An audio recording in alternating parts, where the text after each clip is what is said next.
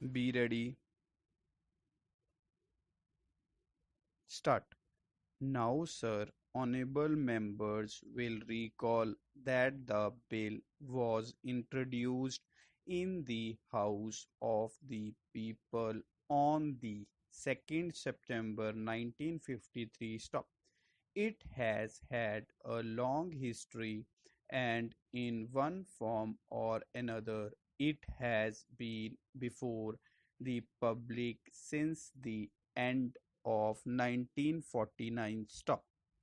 In the statement of objects and reasons, the various stages through which the bill has passed since 1946 have been summarized, and I need not recapitulate on this occasion and circumstances in which the then Government of India took the decision in early 1946 to initiate an inquiry into the reform of our company law. Stop.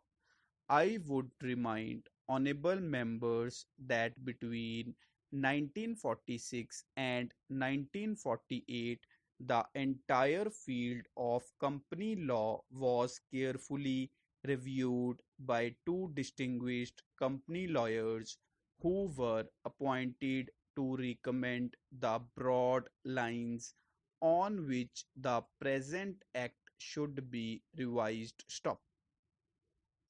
Their recommendations were examined in the then Ministry of Commerce, and certain tentative departmental views which emerged were circulated in a comprehensive memorandum to all recognized trade and industrial associations, bar associations, the high courts, and the state governments. Stop.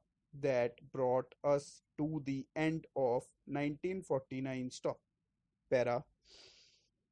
Many representations on this memorandum were duly received from chambers of commerce, trade and industrial associations, state governments, and the general public. Stop. At the end of 1950, the Government of India appointed a committee under the chairmanship of Sri Bhabha to go into the entire question of the revision of the Companies Act, with particular reference to its bearing on the development of trade and industry in this country. Stop. Para.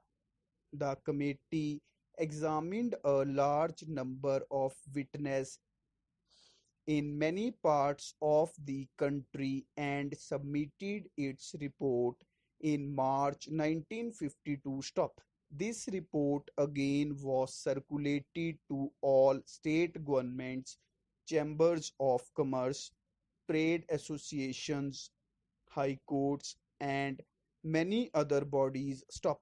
At the same time, a special officer was appointed in the Department of Economic Affairs, Ministry of Finance, to examine the report in the light of the views received from the interested public and to submit proposals to the government for the revision of the present act. Stop. The bill now before the House is based largely on the recommendations of the Company Law Committee, modified in a few particulars. Stop. Para. Honorable members will notice that so far as public relations go, the bill has covered adequate ground in a measure like the Companies Bill, however, which covers the entire field of the operation of joint stock companies. The limits of consultation and discussion can never be exhausted, and I would like to inform honorable members that although the bill was introduced in Parliament over 7 months ago, our officers have been engaged throughout this period in further studies and in formal discussions with the interests concerned, and on occasions I have also participated in such discussions. Stop. I have also given some further thought to some of the issues arising out of the bill, and I propose at the appropriate stage to bring before the select committee any changes in the provisions of the bill which seem to me to be worthy of consideration in the light of this further examination.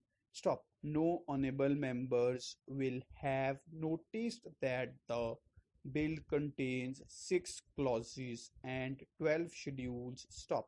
I think it is probably one of the longest legislative measures in recent legislative history. Stop. But its size might be regarded as misleading unless I make a few comments. Stop. The bill is both, one must remember, a consolidating and amending measure. Stop. As mentioned in the statement of objects and reasons, this is the first opportunity which has occurred since 1923 for the consolidation of the Companies Act. Stop. Advantage has been taken of this opportunity to redraft several long and complicated sections in the present Act, which have been split up into a large number of clauses. Stop. This is the largest single factor accountable for the increase in the number of clauses in the bill. Stop. New clauses embodying substantial changes in the present law would hardly constitute more than a small fraction of the bill. Stop. Para. I would also draw attention to the structural changes in the bill to which a reference has been made in the statement of objects and reasons. Stop. The redraft of the bill and the rearrangement of the existing chapters in the Companies Act in a more logical order have, I think, resulted in a noticeable improvement in the form of the bill, and I hope will facilitate better understanding and appreciation of the scheme. Stop. I wish that the Act, which came into effect long ago, was implemented properly. Stop. I know that the minister here is very earnest in implementing it, but unfortunately, his colleagues at the state level are disappointing him. Stop. Unfortunately, no steps have been taken for trimming or toning up the administration at the state level and at the district levels. Stop. They have to be taken immediately. Stop. Keep practicing. Stop.